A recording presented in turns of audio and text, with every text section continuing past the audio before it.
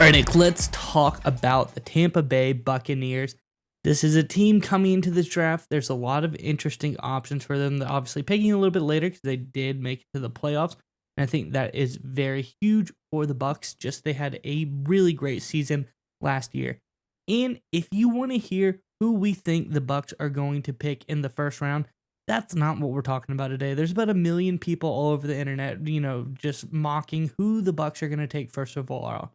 We're going to talk about a potential deep sleeper pick that the Tampa Bay Buccaneers are looking at for this upcoming draft. And I think it is really interesting. Let's get into the article and talk more about it on the other side. This is from Bucs Wire. It says the Tampa Bay Buccaneers have an underrated prospect on their radar heading into the 2024 NFL Draft. Mercer defensive back Tavion McCarthy is starting to create some buzz for himself as this year's draft approaches. The Bucs are among teams who have shown interest in him, McCarthy recently told NFL insider Justin Mello. McCarthy's impressive performance at his recent Pro Day workout should be turning some heads throughout the league, and it won't be surprising if he hears his name called at some point on draft weekend. Considering their interest, the Bucs could be the team that lands him as a developmental prospect for their secondary. Nick, I think this would be a great pickup for the Bucs. I think it's a really interesting one. I'm curious what your thoughts are on this. But Bucs fans in the comment section below, talking about draft picks, we're talking about what could be good for the Bucs, but I want to ask you a question in the comment section below. What has been the worst draft pick by the Bucs in recent memory? Who is the biggest Buccaneers draft bust? In the comment section below, let us know your thoughts. But Nick, what are your thoughts on Tavion McCarthy?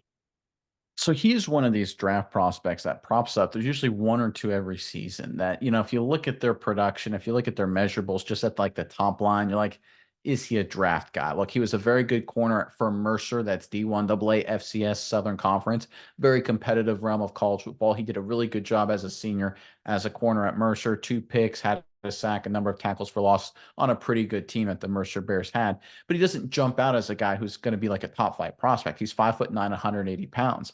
But when you dive a little bit deeper, right, you see just an incredible amount of measurable tools, right? You look at the 44-inch vertical he reportedly showed up with his pro day. A lot of his other measurements were off the charts as well. So that really piques your interest. Like, okay, here's a really athletic guy. He has all the physical tools, and he was already a good player at Mercer. And then you go a little bit deeper and realize Mercer was his 5th year of college football. He spent first 4 seasons at Northern Michigan University, a D2 program, obviously in the state of Michigan. So he did his thing at Northern Michigan. That's the school he was recruited to. He stuck it out his 4 years there, was a really good player there, and then transferred as a graduate student, uprooted his entire life from the state of Michigan to the state of Georgia, to Macon, Georgia, Warner Robins, Georgia, obviously night and day, Michigan to basically country Georgia, completely retools himself, becomes a better player, a better athlete, and is now driving up his way up draft boards because how athletic he shows, and his film isn't bad to go along with it. And look, full disclosure, I actually played Southern Conference football. I played actually against Mercer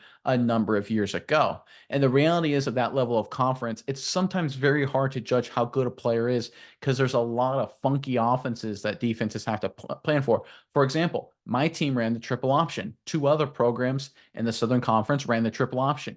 It's kind of hard to figure out how good a cover corner is. You're not going to have a lot of stats. We were spending 4 games every season playing the triple option, which you're obviously never going to see in a million years in the National Football League. So you're always going to you're going to get these kind of prospects every year. You're always going to see these guys where there's not a lot of tape on them in terms of college. They look like a good player, maybe a little undersized, but their athletic tools are there. And when you really dig deeper, you look at a mature kid, you look at a grown up. I shouldn't even call him a kid. He's an adult. He's a mature guy.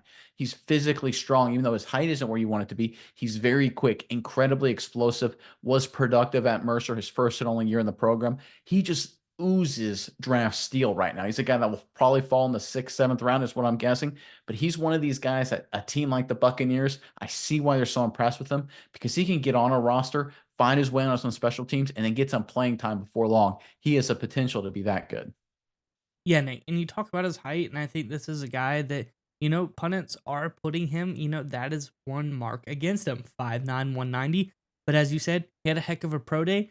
I don't think the height is going to hurt him too much when he has a 44-inch vertical. He literally jumped out the gym, 5th highest ever mark among DBs since 1999.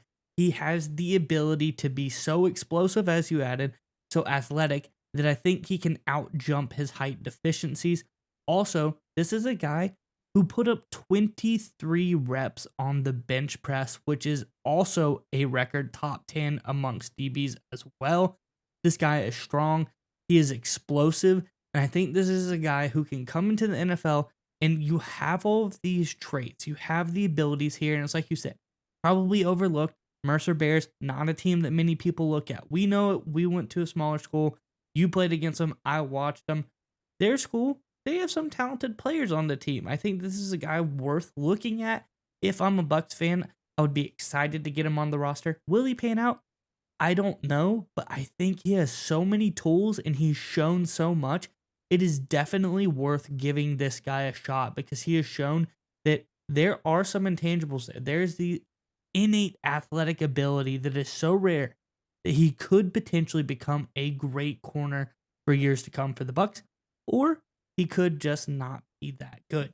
But I think the chance that you get a rare talent with all of this athletic ability and a guy like McCarthy is kind of hard to pass up on if I'm the Buccaneers. It's something I want to explore, and for where he's going to go in the draft, it doesn't feel that bad to take a chance on him and see what he's capable of. And, just to kind of end on here, there's three things that you can't teach, right? In terms of recruit, there's three things you can't coach. Number one is athleticism. Check the box there, 44-inch vertical. Number two is effort and intensity. He's a cornerback. He put 23 reps, I think you said, on the bench press, 225 pounds, right? That's a cornerback. That's a lot of reps at the bench press. There are linebackers that don't get up to that total. This is a guy who's getting that number because he's put the time in the weight room. He's a gym rat. He's a grinder, right? So he's got that effort side into it. And number three, maturity. Is he a grown up? Can he handle being the NFL? I love transfers because it takes a lot to literally pick up your entire life, move across the country, start over, and immediately keep improving your football career and getting better and better. That's exactly what McCarthy did. So the three boxes I always look at for draft steals, I look at for athleticism, you can't coach. I look for work ethic and things like that. And then I look for maturity. And he checks every single box. It's early, right? There's obviously a lot of things that could happen, but I think the Buccaneers are potentially seeing themselves pick up a potential major draft steal in McCarthy here.